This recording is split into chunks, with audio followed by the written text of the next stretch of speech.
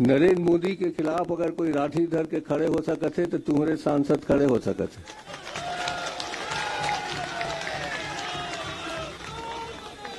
बाकी मन सीधवा साधवा है। और ये देवेंद्र भी खड़े हो सकते हैं। शिव लाठी धरे नहीं सके, गाली दे सके। हम लाठी धरैया आदमी चाहिए, नरेंद्र मोदी के मूड फोड़ैया आदमी चाहिए, और रात दिन तंग करके यहाँ ले चीन भेजने वाला आदमी चाहिए। जिन लोगों ने मौत का सौदागर बोला तो गुजरात की जनता ने जवाब दिया। जिन लोगों ने अन्य तरह के शब्दों का प्रयोग किया तो उनको भी देश की जनता ने जवाब दिया। जिनने चाय वाले का मजाक उड़ाया तो देश की जनता ने चाय वाले को देश का सर्वोच्च पद पर बैठाने का काम किया। और अब जिस तरह का ओछी बयान, अमर्यादित बयान दिया है यहाँ के नेता चरणदास महंत जी ने और कांग्रेस के नेताओं ने, अब जनता, छत्तीसगढ़ की जनता उनको सबक सिखाएगी। राजनांदगांव के चुनावी भाषण में मैंने जो कुछ कहा छत्तीसगढ़ी में, उसको लोगों ने तील का ताड़ बना दिया। उसमें तरह तरह के बयान आ गए लगे। मेरे लिए तो हास्यास्पद है। प्रधानमंत्री एक सम्मानीय पद है, सबके लिए सम्मानीय है। उनके सम्मान में, असम्मान में मैंने कुछ भी नहीं कहा है। पता नहीं क्यों ऐसा लोग कर रहे हैं। हम तो कबीरपंथी आदमी हैं। कबीरपंथी में तो बैरी बर सुना का हमेशा परंपरा रहे मानने का। नमस्कार, मैं हूं मोहन तिवारी। आज के मुद्दे में आपका स्वागत है और आज का मुद्दा हमारा आधारित है छत्तीसगढ़ में शुरू हुई उस राजनीतिक सियासत को लेकर खींचतान पर, जिसकी चर्चा आज हर चौक चौराहे में है। दरअसल हुआ ये कि कबीरपंथी माने जाने वाले चरणदास महंत अचानक अपनी भाषा प्रस्तुति की वजह से इन दिनों चर्चा में है। चर्चा में ना कहकर इसे विवाद में कहें तो ज्यादा उचित होगा। और ये विवाद इतना बढ़ गया है कि इस पूरे मुद्दे पर बीजेपी आक्रामक है। वो चुनाव आयोग में शिकायत कर चुकी है, एक अभियान की उन्होंने शुरुआत कर दी है और अब महंत के घर का घेराव भी हो रहा है। तो ऐसे में सौम्य माने जाने वाले, सरल छवि के माने जाने वाले महंत की ये बात कितनी कठोर थी, क्या इस बात का बतंगड़ बनाना चाहिए, क्या ये लाठी का विवाद जो नेताओं में लट्ठम लट्ठा साबित होगा, इन्हीं सब बातों पे चर्चा करेंगे। मिल लेते हैं उन मेहमानों से जो इस चर्चा में हमारे साथ रहेंगे। हम बहुत स्वागत करेंगे। हमारे साथ स्टूडियो में बीजेपी का पक्ष रखने के लिए मौजूद है तेज तर्रार प्रवक्ता राजू चक्रवर्ती जी, बहुत स्वागत है आपका। हमारे साथ राजनीतिक विश्लेषण लेकर मौजूद हैं वरिष्ठ पत्रकार अनिरुद्ध दुबे जी, बहुत स्वागत है आपका। और कांग्रेस का पक्ष रखने के लिए हमारे साथ जुड़ रहे हैं अनिल चौहान जी, बहुत स्वागत करेंगे आपका। तो तीनों मेहमानों का स्वागत है। और जैसे कि हमने बताया कि क्या घटनाक्रम हुआ, क्या उसका रिएक्शन हुआ, किस तरीके की सियासत इसमें अभी भी जारी है। हालांकि अब इस पूरे मामले में चरणदास महंत का जो बयान है वो खेद व्यक्त करता हुआ आ चुका है, लेकिन बीजेपी है कि मानने के लिए तैयार नहीं। पहले बीजेपी का ही पक्ष ले लेते हैं। चक्रवर्ती जी, दिन भर से ये मुद्दा छाया हुआ है, खेद भी व्यक्त अब महंत जी कर चुके हैं। बीजेपी का अब अगला कदम क्या होगा? अब बचता है होत क्या जब चिड़िया चुग गई खेत। अब चिड़िया चुग गई है, जनता तक संदेश चला गया है कि कांग्रेस पार्टी हार की बौखलाहट से अब दादागिरी पर उतर आए हैं। अब अमर्यादित भाषा बोल रहे हैं, असंसदीय आचरण कर रहे हैं और बहुत गंभीर इस प्रकार से, एक प्रकार से वो दादागिरी प्रकार से वो कह रहे हैं कि अगर कोई सर फोड़ने वाला है तो भूपेश बघेल जी है। तो देखिए मोहन जी, छत्तीसगढ़ की विरासत और तिरासत और इजारत जो है राजनीति की, वो बहुत सौम्य की रही है। यहाँ पर विपक्षी चुनाव में हारने के बाद भी एक साथ चौसर खेलते रहे और एक साथ एक रिक्शे पर नॉमिनेशन पर भी गए हैं। यहाँ की लेकिन विरासत एक और है कि जब विद्याचरण जी के पक्ष में राजेंद्र तिवारी जी ने एक बार कहा था, आप जानते हैं विद्याचरण जी के पिता कौन है? सब लोगों ने कहा आप जानते हैं अटल जी के बाप कौन है? इस प्रकार से ऐसी विरासत कांग्रेस पार्टी ने लगातार किया है। चुनाव में अमर्यादित भाषण देना, धमकाना, दादागिरी करना, तो उसी की एक आज पराकाष्ठा हो गई। चरणदास जी, जिसे सौम्य कहा जाता है, उन्होंने सदन में भी कहा कि डॉक्टर रमन सिंह मेरे मित्र हैं। लेकिन इतना सब कुछ होते हुए भी ऐन चुनाव के समय उनकी पत्नी जी भी चुनाव पर है और वो खुद इनका चुनाव प्रचार करने गए थे और उन्होंने इंगित किया, ये देवेंद्र यादव जी भी बैठे हैं, भूपेश जी भी बैठे हैं, तो ये दिखलाता है कि कांग्रेस पार्टी किस प्रकार से इस चुनाव में हड़बड़ाई हुई है, और हड़बड़ाने के साथ लेकिन आचरण की एक बात रहती है, शुचिता रहती है, वो सारी चीजों को तार तार कर दिया उन्होंने, और वो छत्तीसगढ़ में जो परंपरा थी उसे भी तार तार कर दिया। ये बहुत दुर्भाग्यपूर्ण है, और ये संदेश जाता है कि कांग्रेस पार्टी को चुनाव में जो उनकी जो मंशा है कि ये कांग्रेस पार्टी की जागीरदारी है भारत में अगर कहीं चुनाव होगा तो उन्हें चाय वाला कहो, नीच आदमी कहो, उन्हें मौत का सौदागर कहो, उसके मात्र संगठन की तुलना बोको हराम और आईएसआई से करो, तो ये बहुत ही गंभीर मामला है। नहीं, और ये लेकिन अब कांग्रेस इसमें की खेद जान व्यक्त भी वो कर रहे हैं, वो कह रहे हैं कि मेरी बातों को गलत ढंग से लिया गया। क्या लगता है, गलत ढंग से लिया गया है क्या? लोग उसके आशय को सही नहीं समझ पाए? मोहन जी, कोई आशय को तो साफ साफ समझ में आ रहा था। आशय है कि राजनांदगांव में कोई आदमी है, ये आदमी है जो डंडा मार सकते हैं प्रधानमंत्री के ऊपर। ये भाषा मर्यादित नहीं है। अब मैं तो कह रहा हूं जनता तक ये संदेश गया है, अब उन्होंने देखा कि इसका बहुत नुकसान हो रहा है। अब राजनीति की जो वो तराजू में नफा और नुकसान देख रहे हैं। नफा तो ये हुआ कि वो भूपेश बघेल जी के नजरों में चढ़ गए, लेकिन नुकसान तो ये हुआ जनता की नजरों में वो गिर गए, और पूरी कांग्रेस पार्टी गिर गई है। अब कांग्रेस पार्टी भी अलग अलग बात कर रही है, किसान का बेटा है, ये विकास पुरुष है, लेकिन जनता ने ये देखा। और देखिए, हम जो राजनेता आचरण करते हैं वो नीचे तक उसका लोग पालन करते हैं। एक कहना चाहिए ना आइडियल पर्सन, तो कोई आइडियल पर्सन चाहे भाजपा के हो या कांग्रेस के हो, उन्हें अगर ये ऐसा भाषण देते हैं तो नीचे तक जो उसका संदेश जाता है वो बहुत गलत जाता है। ठीक है, चलिए, बीजेपी का अपना मानना है, और चुनावी साल है या चुनावी ये मौका है, दस्तूर है, तो ऐसे मौके को राजनीतिक दल छोड़ते भी नहीं, और बीजेपी ने भी यही कुछ किया है। कांग्रेस के हाथ क्या आया ऐसे में, ये बात कहकर और अब खेद व्यक्त कर जान लेते हैं चौहान जी के पास। चौहान जी, बात कही गई, तीर चले, घायल कोई हुआ तो उसका रिएक्शन भी आया है, लेकिन अब खेद व्यक्त करने से क्या होता है, बात तो निकल गई, और एक मोदी को लेकर एक सेंटिमेंटल जो है वो जो है उफान मारता हुआ हमें दिख रहा है। क्या कांग्रेस से गलती हो गई, इस बात को मानेंगे? मोहन जी, आपको और आपके दर्शकों को, सभी पैनलिस्ट को नमस्कार करते हुए एक निवेदन करूंगा मैं कि अभी अभी आपने भी कहा, और भाजपा के भी प्रवक्ता मान रहे हैं कि मोहन जी ने खेद प्रकट किया, उनकी जुबान क्यों फिसली, वो क्या कहना चाहते थे उसको भी उन्होंने बता दिया। और महत्वपूर्ण बात यह है कि राजीव चक्रवर्ती जी से मैं आंशिक रूप से सहमत हूं एक बात पर, कि जब नेता जिनके जितने फॉलोअर हैं उनको उतना अच्छा आचरण करना चाहिए, क्योंकि फॉलोअर्स की संख्या बड़े लीडर्स की जो होती है वो देश की जनता को प्रभावित करती है। उन्होंने कहा प्रदेश की जनता को। मैं समझता हूं कि चरणदास महंत जी से ज्यादा लोकप्रिय और ज्यादा बड़े नेता हैं नरेंद्र मोदी जी, और ये तो भारतीय जनता पार्टी और राजीव चक्रवर्ती जी तो विश्व स्तर का नायक और भगवान राम से बड़ा भी बता चुके हैं। ये कहते हैं भगवान राम से बड़े हैं मोदी जी। तो क्या मोदी जी को ऐसे ऐसे सदन में मिमिक्री करना, और क्या कहना चाहिए, जर्सी गाय कहना, कांग्रेस की विधवा कहना, दीदी वो दीदी कहना, या शहीदों के नाम पर वोट मांगना कि जो पुलवामा में शहीद हुए हैं ना उनके नाम पर एक वोट आप मुझे दीजिएगा, ये भाषा है? जो जितना बड़ा जिसका अगर औरा है उसको और संयमित रहना चाहिए, तो क्या ये भाषा है? ये भाषा है कि राहुल गांधी वहां चुनाव लड़ रहे हैं जहां अल्पसंख्यक बहुत है, बहुसंख्यक जहां है वो चुनाव नहीं लड़ना चाहते। ये अल्पसंख्यक, बहुसंख्यक, ये हिंदू, मुसलमान, और छत्तीसगढ़ की पावन माटी पर आके कहते हैं कि ढेबर अकबर की सरकार चाहिए कि भगवान राम के अनुयायियों की। ये भाषा होनी चाहिए प्रधानमंत्री की। इस तरह से धर्म के नाम पर बांटने वाला प्रधानमंत्री होना चाहिए।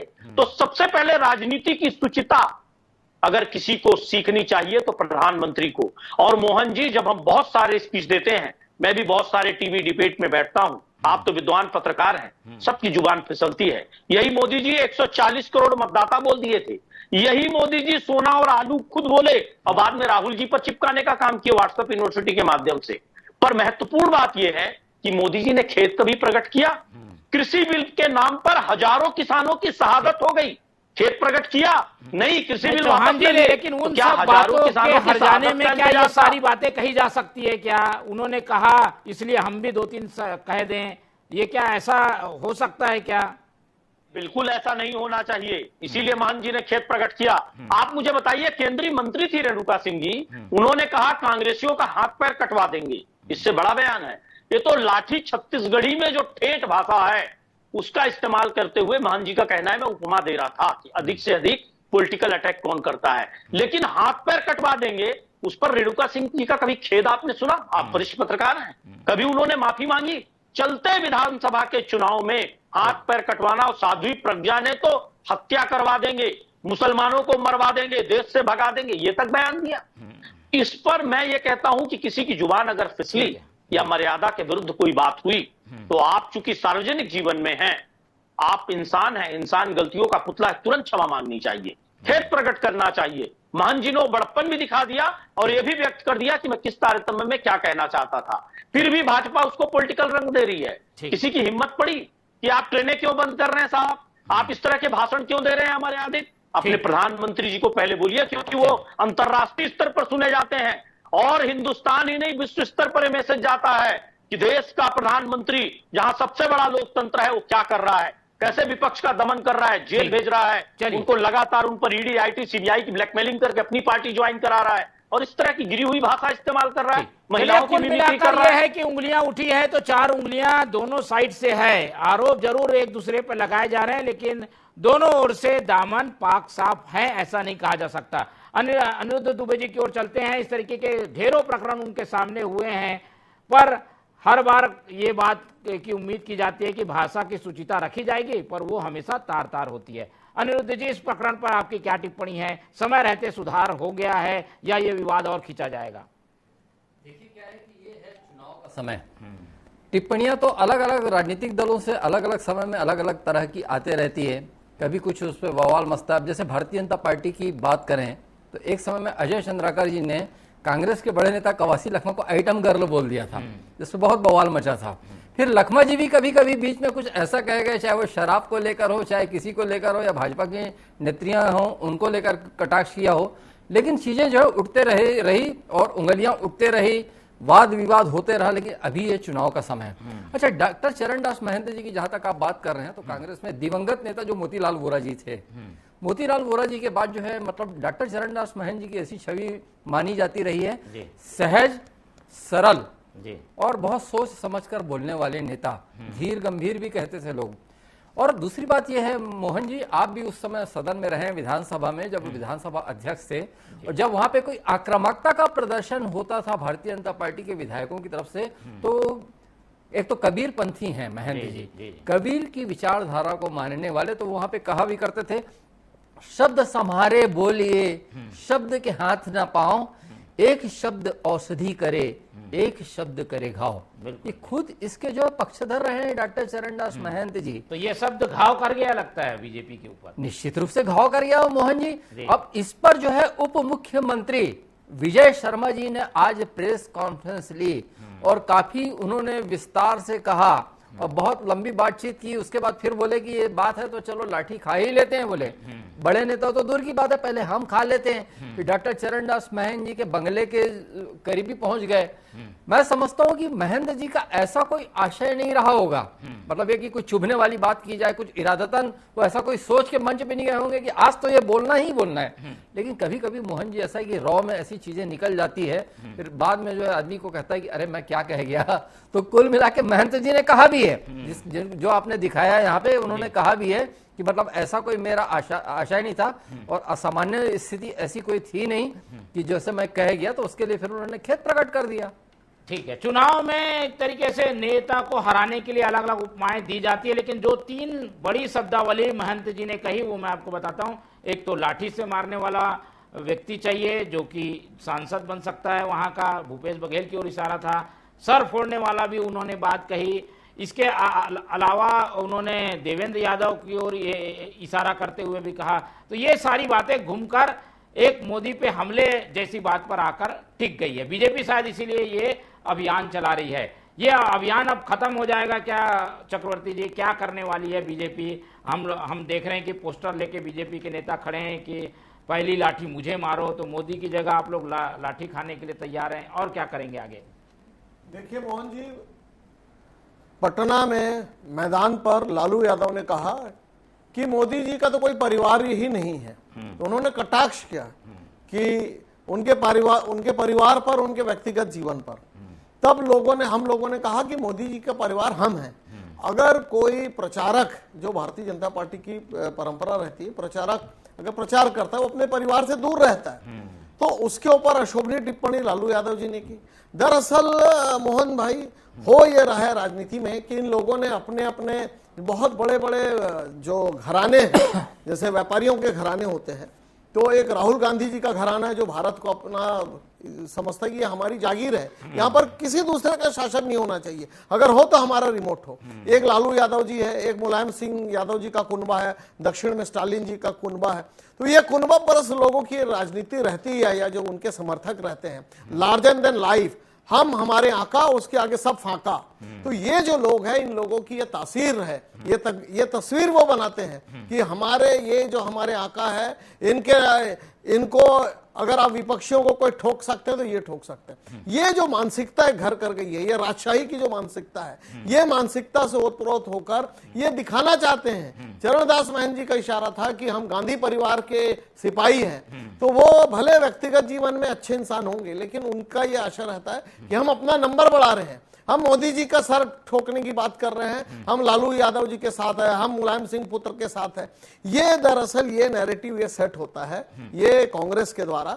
मैंने आपको इतिहास भी पता है कि विद्याचरण जी की शुक्ल की सभा में राजेंद्र तिवारी जी ने बोला, क्या हश्र हुआ, विद्याचरण जी 1.5 लाख से हार गए, और दावे ये होते थे 5 लाख से जीत रहे हैं। चौहान जी, कहा जाता है राजनीति में फूक फूक के कदम रखना चाहिए, और दूध का झला तो छाछ को भी फूक कर पीता है।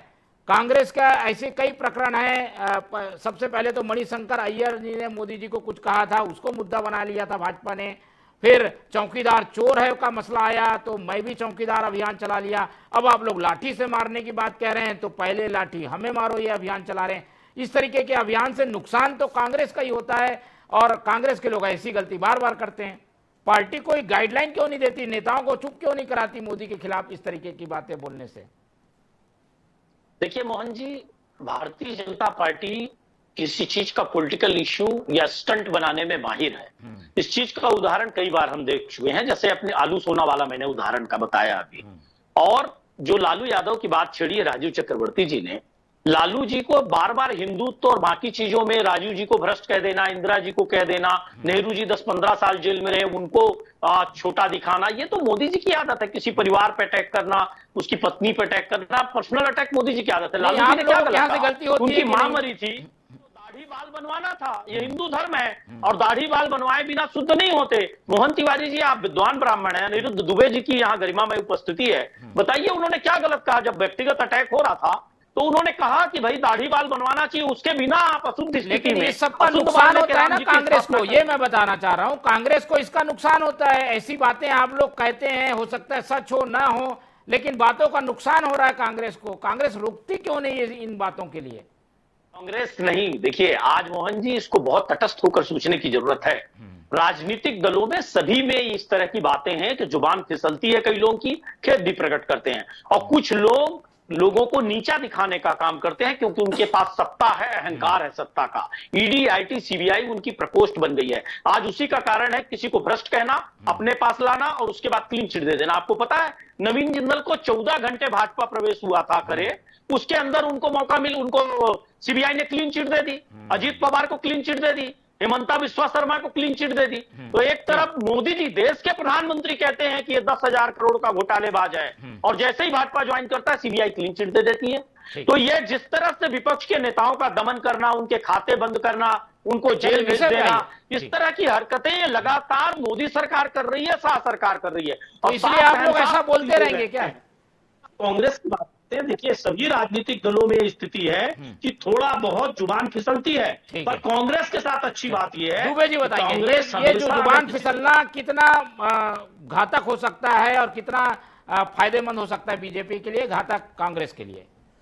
मोहन जी, इस टेक्नोलॉजी के दौर में तो बहुत घातक सिद्ध होता है। मतलब मैं कोई एक कांग्रेस, कोई भारतीय जनता पार्टी की बात नहीं कर रहा हूं।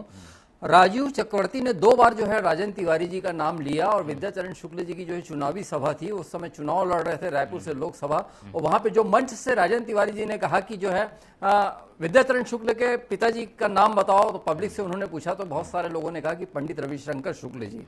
फिर उन्होंने एक शायद कह दिया था कि अटल बिहारी वाजपेयी जी के अगर पिताजी का नाम बताओगे तो इतना, हाँ अटल बिहारी वाजपेयी जी के, मैं पिता शब्द इस्तेमाल कर लेता हूं राजू जी बाप की जगह, तो इतने पैसे का इनाम, वो लाइन बड़ी जो है हानिकारक साबित हो गई थी। लेकिन उस समय मौके होते थे मोहन जी, मौके होते थे कि मेरे बयान को तोड़ मरोड़ कर पेश कर दिया गया, क्योंकि उस समय जो है हम अखबार में जुड़े होते थे, इलेक्ट्रॉनिक मीडिया नहीं होता था, मोबाइल का वीडियो नहीं होता था, और वो जो वीडियो रिकॉर्डिंग थी तो कोई ऐसा मिलता भी नहीं था। तो ऐसे मौके होते थे मोहन जी। और फिर एक चीज और बता रहा हूं, मतलब राजन तिवारी जी तो मतलब है ना दूसरे पंक्ति के नेता है। पहले पंक्ति में रायपुर की खंडपीठ, मतलब एक समय जो हाईकोर्ट जो है जबलपुर में होता था अविभाजित मध्य प्रदेश में, तो उसकी खंडपीठ को लेकर रायपुर में बहुत लंबा आंदोलन चला था कि यहाँ पे खंडपीठ स्थापित की जाए। तो श्यामाचरण शुक्ल जी जो बहुत कद्दावर नेता थे कांग्रेस के, उन्होंने वकीलों को देशद्रोही कह दिया था और उसको बहुत बवाल मचा था। फिर उसके बाद जो है श्यामाचरण जी ने भी कहा कि तोड़ मरोड़ कर पेश किया गया। फिर उन्होंने कहा कि वकील देशद्रोही नहीं है, देशभक्त हैं। बहुत अच्छी लाइन कही, सारी चीजें हैं। तो देखिए क्या है, प्रधानमंत्री जी की भी आलोचना के अवसर होते हैं मोहन जी, मैं ये नहीं कह रहा हूं, लेकिन कोई जो दृश्य हो, कोई प्रगट हो, कोई कॉन्क्रीट हो, कोई ठोस हो, तो जैसे अब एक उदाहरण के लिए मैं बोल रहा हूं, और ये जो चुनाव का है तो बिल्कुल ये उदाहरण दिया जा सकता है कि जैसे भारत रत्न का सम्मान जो है आडवाणी जी को वहां दिया गया, लाल कृष्ण आडवाणी जी को, और घर जाके दिया, ये बहुत अच्छी बात है। आडवाणी जी अस्वस्थ हैं। उसमें एक दृश्य है कि द्रौपदी मुर्मू जी जो राष्ट्रपति जी हैं देश की, वो वहां पे उनको भारत रत्न दे रही हैं, क्योंकि अस्वस्थ हैं, उम्र बहुत हो गई है। तो आडवाणी जी हो सकता है खड़े होने की नास्थिति में भी हो। लेकिन फिर क्या है कि मोदी जी जब बैठे रहे, राष्ट्रपति खड़ी हैं और मोदी जी बैठे रहे, तो उसको लेके जो है कांग्रेस की तरफ से प्रश्न उठा जी। मैं ये सही और गलत पर नहीं जाऊंगा मोहन जी, लेकिन मौके तो मिलते हैं ना। आप प्रधानमंत्री जी, लोकतंत्र है हमारे देश में, आपको अवसर मिलते हैं। लेकिन क्या है कि सभा के मंच से ना सूत ना कपास, जुलाहों में लट्ठम लट्ठा, ये स्थिति अगर कहीं आप जाने अनजाने कर देते हैं तो इसका खामियाजा आपको भुगतना पड़ जाता है। तो ये बयान क्या भारी पड़ेगा कांग्रेस को, खेद व्यक्त करने के बाद भी लगता है आपको? उतना नहीं पड़ेगा मोहन जी, क्योंकि मैं आपको फिर बताऊं, डॉक्टर चरणदास महंत जी की जो छवि है, सरल और एक सहज और एक सुलझे हुए नेता के रूप में रही है। तो कभी कभी हो जाता है। देखिए क्या है कि अभी आज विष्णुदेव साय जी का सम्मान मैं भी करता हूं, आप भी करते हैं, राजीव जी भी करते हैं, विपक्ष के भी लोग करते हैं, क्योंकि उनकी बड़ी शालीन छवि है, बहुत नर्म है। लेकिन धोखे से कई मानवीय स्वभाव है, आपको भी गुस्सा आता है, मुझे भी आता है, राजू जी को भी आता है, और चौहान जी को भी आता होगा। एक वीडियो वायरल हो गया था विष्णुदेव साय जी का, जिसमें मतलब है ना कोई बहुत नाराज नजर आ रहे हैं और कोई किसी अधिकारी को लेकर फिर वो कहीं कुछ है ना बहुत गुस्से में नजर आ रहे हैं। तो देखिए क्या है कि ये चीजें, लेकिन फिर भी जनता ने उस चीज को जो है नजरअंदाज किया। कारण ये है कि विष्णुदेव साय जी वाकई में देखें तो वैसे नेता नहीं है। डॉक्टर चरणदास महंत जी की भी ये को लेकर यही राय बनती है कि वो वैसे नेता नहीं है, क्योंकि एक जो छवि बन जाती है ना, गढ़ जाती है, तो डॉक्टर महंत जी के साथ महंत जी बिल्कुल महंत जी ऐसे नेता नहीं है कि आप लोगों को एकदम से मोदी जी के खिलाफ उन्होंने अपशब्द कह दिए। उन्होंने अपनी बात छत्तीसगढ़ी में रखी। ये बार बार तर्क दिया जा रहा है कि छत्तीसगढ़ी कहावत है, उसको गलत अर्थ में लिया जा रहा है। इसको कितना मानते हैं आप? छत्तीसगढ़ी कहावत ये तो नहीं है कि लाठीला लिही मोड़ीला फोड़ी। तो इतनी तो छत्तीसगढ़ की जनता को आप ये मत समझिए कि उनको कोई व्यंग नहीं पता या लोकोक्तियां या मुहावरा नहीं पता। छत्तीसगढ़ की लोकोक्तियां मुहावरे बहुत जग प्रसिद्ध है, लेकिन ये कोई लोकोक्ति नहीं है, कोई मुहावरा नहीं कि आप भूपेश बघेल जिला सांसद बना हूं तो ये मोड़ी फोड़ी प्रधानमंत्री के। तो ये तो असंसदीय भाषा है, अमर्यादित भाषा है, और इस भाषा के पीछे जो आशा है वो आशा है कि धमकी देने का। तो ये देखिए भारतीय जनता पार्टी तो जेल और दमन भी देखा, 77 में आपातकाल भी देखा है। तो ऐसे हम डरने वाले नहीं हैं। हम मोदी जी के परिवार के सदस्य हैं, हम भाजपा के सदस्य हैं, हम इन धमकी चमकियों से डरने वाले नहीं हैं। अब चूंकि महंत जी कह रहे हैं कि मैंने कुछ कह दिया, कह दिए, लेकिन ये जनता तक ये संदेश पहुंचा है कि इन्होंने धमकी दी है, और ईडी में आपने असंसदीय भाषा कही है, असंसदीय भाषा भी कहना, धमकी देना, ये कांग्रेस का आचरण रहा है। अब वो आचरण पर है। मैंने पहले ही कहा जब तक जमानत ना मिले, जनता तो ये आपका खेल जानती है, और ये चुनाव जनता वर्सेस भाजपा होने वाला है। राजनीति यहाँ के इंतजार नेता करिए। प्रतिपक्ष ने अमर्यादित भाषा कही है, उन्हें क्षमा याचना करनी चाहिए, तो उन्होंने क्षमा याचना भी नहीं कहा। उन्होंने कहा मैंने कुछ कहा, अरे लोगों ने साहब, कुछ समझा। पहले मोदी जी को लेकिन शिक्षा अंतों दीजिए का बात कि मोदी यही जी को है शिक्षा कि दीजिए स्टैंड बाई है। अमर्यादित उनकी बात आज भी देश के कायम है प्रधानमंत्री कि वो भूपेश बघेल जी और विशिष्ट देवेंद्र प्रदेश यादव के जी को प्रधानमंत्री को दिखला सुना रहे और पढ़ा जाता हैं कि है। ये मुंडी तोड़ने वाले लोग हैं। तो देखिए ये विरासत नहीं है छत्तीसगढ़। आएंगे अनिल जी के पास। अनिल जी, चलिए अब तो इस मामले का पटाक्षेप हो, ऐसा कुछ रास्ता निकलना चाहिए। महंत जी ने भी अपनी बात कह दी है, पर बीजेपी है कि मानना नहीं चाहती। चुनाव है, मोदी जी की सहानुभूति लेने की कोशिश में है। आप लोग कोई रास्ता निकालिए ताकि ये मुद्दा खत्म हो। देखिए मोहन जी, छत्तीसगढ़ चाहे मध्य प्रदेश चाहे राजस्थान, आपने देखा होगा सभी प्रदेशों में जिस तरह से भारतीय जनता पार्टी के मुख्यमंत्री, विधायक, सांसद सब बनते हैं, दिल्ली से अमित शाह और मोदी जी दो ही लोग भाजपा को चलाते हैं। और ये सारे लोग अपना नंबर बढ़ाने के लिए राजनीतिक स्टंट कर रहे हैं, क्योंकि इससे ज्यादा गिरी हुई भाषा तो मोदी जी इस्तेमाल करते हैं और कभी उन्होंने क्षमा ही नहीं मांगी। नहीं, लेकिन अभी ये विष्णुदेव तो साय सर जी का फोड़ने वाली उदाहरण है बात तो आपके पास। कही है महंत जी ने, इस बात से इनकार तो नहीं कर सकते आप। का उदाहरण है, उन्होंने साफ कहा है कि मोदी जी को लाठी मारो और सर फोड़ो, ये बात तो कही है। देखिए उन्होंने जो भी कहा है उसका उन्होंने खेद भी प्रकट कर दिया और उन्होंने उसकी सफाई भी दे दी। और मैं समझता हूं राजनीति में इतनी शुचिता होनी चाहिए। भारतीय जनता पार्टी का एक नेता मुझे बताइए खेद प्रकट किया हो। हाथ पैर काटने के बाद में रेणुका सिंह ने खेद प्रकट किया। मोदी जी ने 2 करोड़ की गर्लफ्रेंड या विधवा या जर्सी गाय इस तरह की चीजों पे कभी खेद प्रकट किया? आपने देखा कभी? साध्वी प्रज्ञा ने मुसलमानों को काट डालो। लंबा हो जाएगा। अनिरुद्ध जी की ओर चलते हैं। अनिरुद्ध जी, ये प्रकरण छत्तीसगढ़ की राजनीति में असर भी डाल सकता है, नहीं भी डाल सकता। भाजपा कांग्रेस एक दूसरे पर दोष देते रहेंगे। क्या लगता है आने वाले समय में ऐसी गलती ना हो, इसके लिए राजनेताओं को क्या ध्यान रखना चाहिए? कई बार उनको लगता है कि हम जो बात बोल रहे हैं वो सामान्य है, पर वो बात गलत तरीके से पेश हो जाती है। मोहन जी, क्या आरोप प्रत्यारोप के लिए क्या है मुद्दों की कोई कमी है? कहीं कोई कमी नहीं है। एक केंद्र के मुद्दों को लेकर चुनाव है तो कांग्रेस के पास रखने के लिए बहुत मौके हैं और भारतीय जनता पार्टी की सरकार को जो है गिनाने के लिए भी उपलब्धियां बहुत है।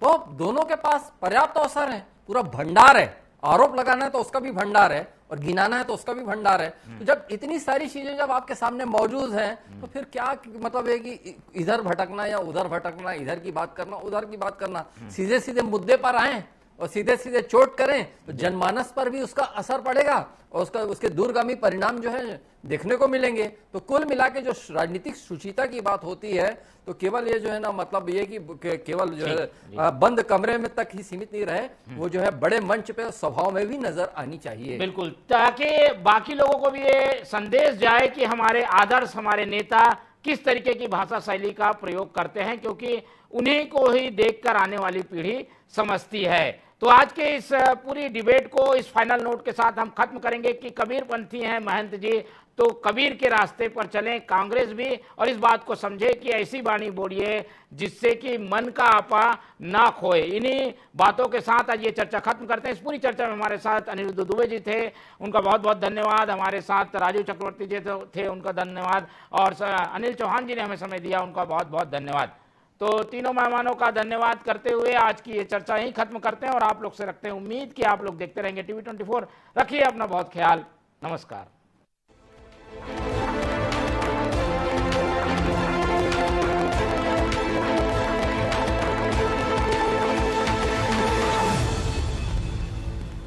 खेल है शह और मात